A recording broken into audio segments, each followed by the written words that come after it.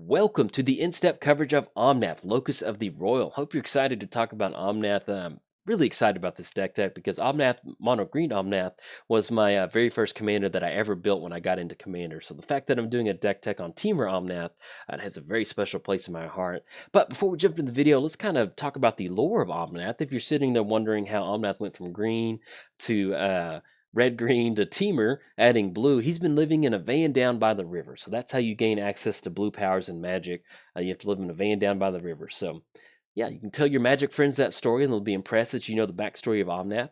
Totally not true. So we have Omnath, Locus of the Roil. It's going to be 4 total mana. Whenever Omnath enters the battlefield, it's going to deal damage to any target equal to the number of elementals that you control. Then whenever a land enters the battlefield, you can put a +1 counter on target elemental that you control. Then if you control 8 or more lands, you get to draw a card. So this is everything that you want in a team or commander. You're going to have some enter the battlefield damage effects. You're going to have some sort of +1 counter interaction. And at the same time, if you have 8 or more lands, it's going to allow you to cash in some sort of card draw. So this is everything that you want to see. It's got a really nice cost on it. It's 4 total mana. It's going to be able to pump itself. You know, let's say you get Omnath down, it is sitting at a 3/3, make a fetch land drop, crack the fetch, get another land. Next, you know, Omnath's going to be a 5/5. So you're pretty much good to go. You know, this is a wonderful elemental commander. So let's go and jump into the deck tech. There's some good low to the ground elementals that you can run to kind of help push your game plan. Smoke Raider, that's going to give you 2 mana to kind of start casting some of those higher converted mana cost elementals. Fertilid's going to allow you to keep that elemental theme going and at the same time kind of remove those counters. Now the cool thing with Fertilid is that as whenever a land enters the battlefield, you can put a +1 counter on an elemental. You're going to be able to kind of just basically keep up with that consistent card draw. So with Fertilid on the battlefield, that is a very nice interaction. And then same thing with the Bright Hearth. That's going to give you the reduced cost, kind of not necessarily a mana effect, but it's going to give you the reduced cost off a lot of your elementals. You also have the Embodiment Brothers, kind of like Mario and Luigi. They have Vigilance and Trample. There's a lot of ways that you can turn your lands into elementals. So just simply just running some sort of variation of this is going to give those land creatures the Vigilance or Trample. And the fact that it has landfall, you can have target land become an elemental with both of these creatures on the battlefield. So that's a great way to kind of spread some of that elemental love out among some of your creatures. And also, Flamekin Harbinger. This is going to be a wonderful tutor source for your deck. You can find any elemental card you want, put it on top of your library. That's going to allow you to search up Omnath, Locus of Rage. If you need to get some mana going, you can find Omnath, Locus of Mana.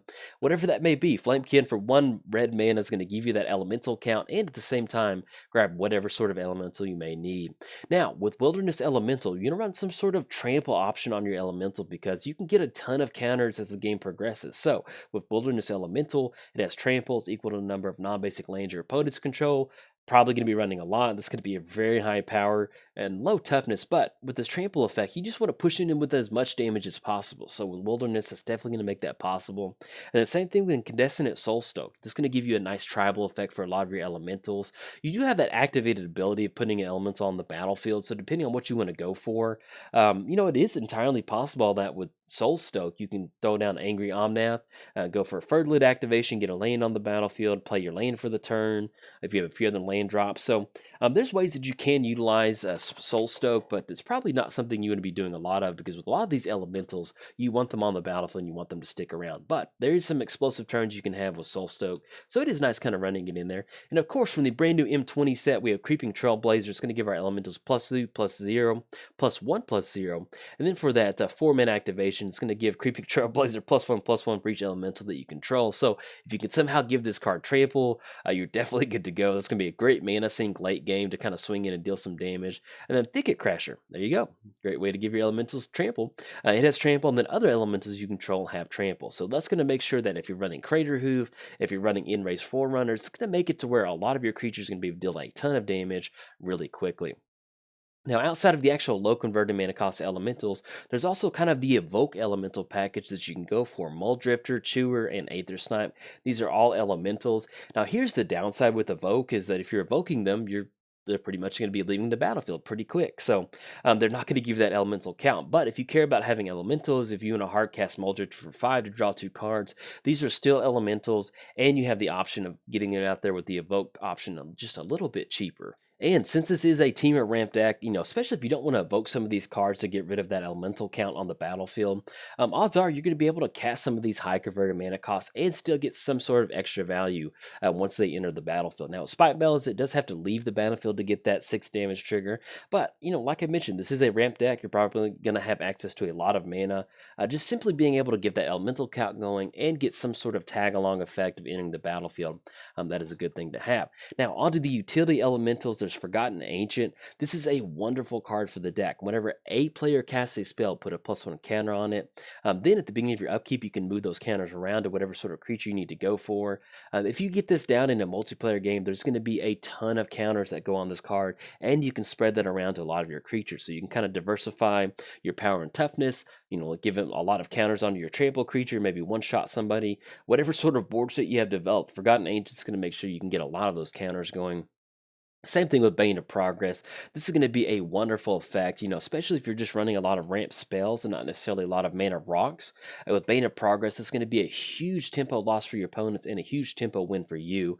And once again, keeping on theme with that elemental count, you're going to get all those +1 counters on there. And also, Soul of the Harvest. Once you have a heavy creature deck, you can have some sort of way to cash in card draw whenever a creature enters the battlefield. So with Soul of the Harvest, it's going to have that trample effect, so you can put those +1 counters on there. But at the same time, whenever a non-token creature enters the battlefield, that's going to be a card draw, which is really going to help make sure that your hand stays full going into the late game. Same thing with Green Warden. That's going to allow you to bring stuff back out of your graveyard, and then if something happens to it, you can return another card out of your graveyard, so you're going to get kind of double effects out of that. And then Grave Shifter. This is an elemental. You don't really get to see this effect a lot, but whenever it enters the battlefield, each player chooses a creature type, then you can return those cards back to your hand. So let's say you get hit with the board wipe, you can go for Grave Shifter. That's going to bring all those elementals back, and you can start to recast, or simply just use it as a value to play, bring those evoke creatures back. If you lose those early in the game to go card draw or deal with some artifacts, Grave Shifter is going to allow you to bring that back. Now, it does give that bonus to your opponent, so that's something you do want to keep in mind, but at least having some sort of graveyard recursion in a Temur elemental deck is nice to incorporate into your deck building.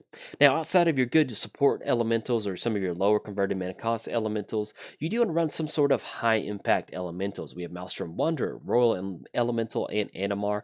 All of these are going to provide some sort of immediate impact as soon as they hit the battlefield. Maelstrom Wanderer is going to give your creatures haste, and it has that nice cascade effect. Once again, you are a Temur ramp deck, so getting to this pretty quick is going to be a great option for you to go for. Roil Elemental is going to keep on that same game plan of making land drops and gaining control of target creatures for as long as you control it. So if you can get Roil Elemental down, protected, and start making your land drops, you're going to gain control of a lot of creatures. The Animar, it's just good to have some sort of creature that has some protection from white and black and gives you a good reduced cost for the amount of +1 counters on there. Or you can simply just dump all of your counters onto Animar with Omnath, and you're good to go. You can get out Roil Elemental for 3 blue mana, which is going to be a really nice effect. Same thing with Avenger of Zendikar and Rebel Hulk. You want to have some sort of high impact elemental. Avenger of Zendikar is going to get a lot of plant tokens. That's going to be an instant board state for a Crater Hoof win. And then Rebel Hulk, if your opponent's not expecting that, you can go for that Blood Rush for 3 mana on one of your trample creatures and just maybe one-shot somebody.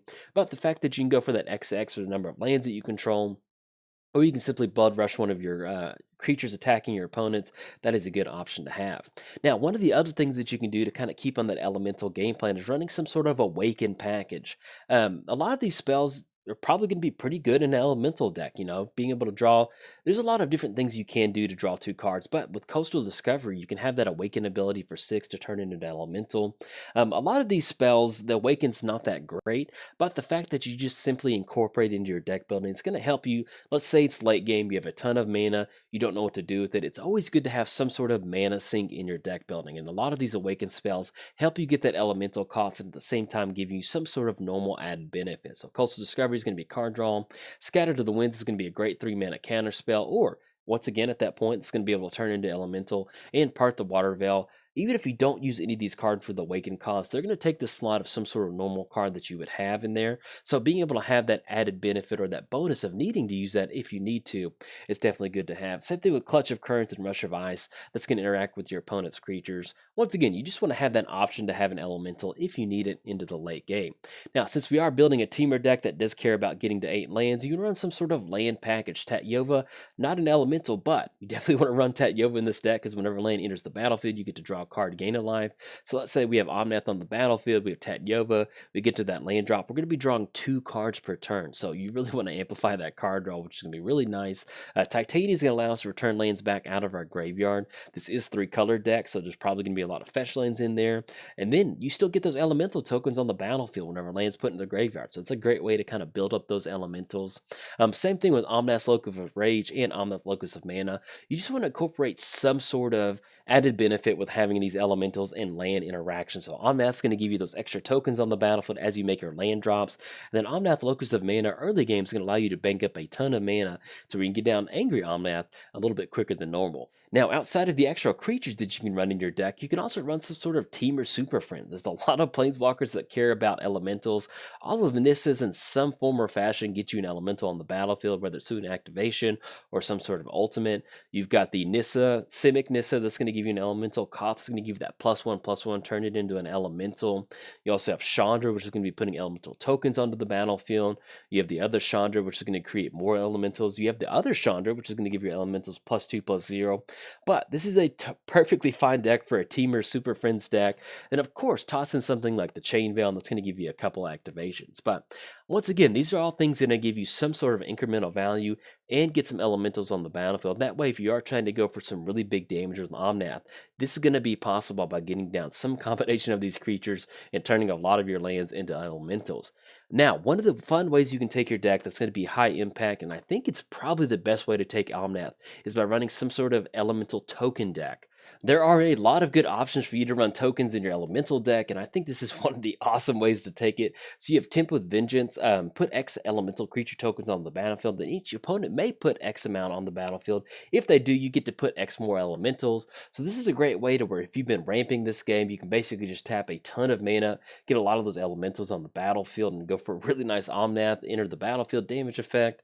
Same thing with Zendarkar's Roil. Being able to make a land drop and get a 2/2 elemental is a very nice effect to run in a deck like this. And Elemental Mastery. I love this card. This is such a strong card for the deck. Enchant Creature has put X elementals where X is that creature's power. So, like I mentioned earlier in the deck tech, let's say we have Forgotten Ancient on the battlefield. We put Elemental Mastery onto that creature, shove all of those +1 counters on there, and we can just start going for these elemental activations. Then you toss in some sort of flicker effect for Omnath. That is going to be a ton of damage and a ton of elementals and a ton of fun. So, highly recommend Elemental Mastery, even though it is 4 mana aura, still run it because that is going to be a very high impact card for the deck. There's also Devastating Summons and Molten Birth. Devastating Summons, it is a cheap way to get elementals on the battlefield. This is a land heavy deck, so sacrificing, 1 or 2 lands, basically you're just going to get 2 elementals on the battlefield. So if all you care about is having some sort of just elemental count, Devastating Summoning is a great way to just get 2 elementals on the battlefield. You do have to sacrifice a land if you're going for the 1/1s, but hey, this is Commander's crazier things you could be doing. Now with Molten Birth, that's going to be 3 mana, put 2 elementals on the battlefield.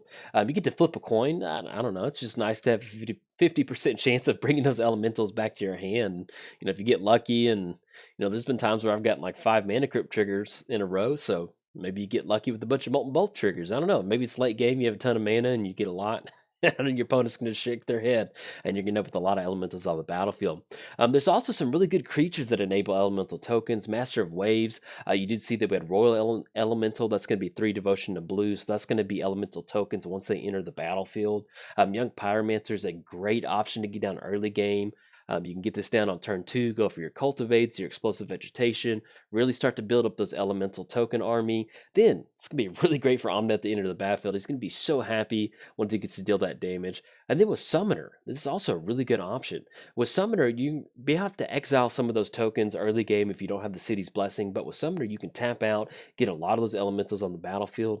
And since we are running a lot of ramp, we're running a lot of creatures in here, we want to make a lot of land drops, it's really not that crazy that we're going to get the City's Blessing pretty quick, and that's going to allow you to keep those tokens on the battlefield. So you can do 1 or 2 turns with Summoner, get those elementals, tap out for a bunch of those, then drop in a quick Omnath, and your opponent's going to be like, wow, that's a lot of fun. I guess I have Rakamar. It does have haste, so that's going to immediately be able to put a token onto the battlefield, and you don't have to sacrifice it, which is a nice effect.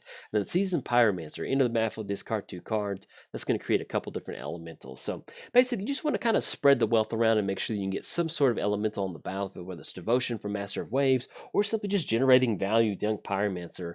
It is entirely possible to build up a lot of these elementals quicker than you can by running like Elemental Tribal. So that's why I think this token option is better, because if you want to go wide with damage with Omnath, building up tokens is going to be one of the best ways to do that quickly. And of course, if you want to get tokens on the battlefield, you want to have some sort of token support, doubling season, parallel lives, and primal vigor. These are all going to be great ways that you can really amplify the amount of tokens that you have. Let's say you can't find one of these options, but Young Pyromancer's been making a lot of tokens for the game. You can go for something like Second Harvest.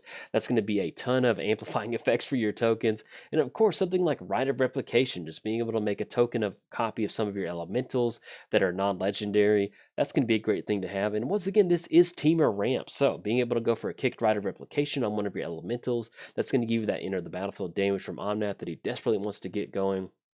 And of course, give you some nice extra value.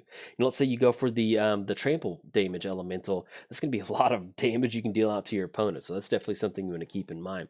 Now, if you want to go wide with a heavy damage build, you definitely want to incorporate some sort of enter the battlefield support. Of course, Panharmonicon and Conjurer's Closet. That's going to make sure that this damage is doubled, amplified out, and that it's going to be consistent turn after turn with Conjurer's Closet and Panharmonicon. Timur Sabertooth, that's going to allow you to bring Omnath back to your hand and recast it, get those nice damage triggers, and also some nice flicker effects, Stratagem and Ghostly Flicker.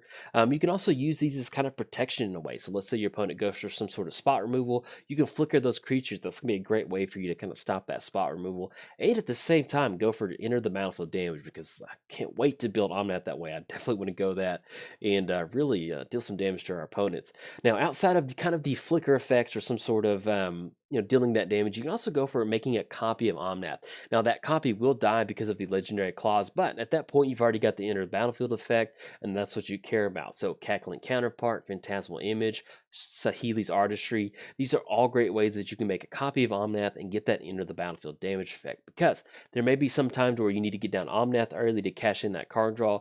Then once you kind of off the lands, and then once you kind of build up that board state to where you do have a lot of elementals, you can use something like Cackling Counterpart or Phantasmal Image to just kind of get a really nice cheap damage effect against your opponent. But yeah, imagine just Phantasmal Image for 2 mana to deal like 10 or 20 damage to somebody.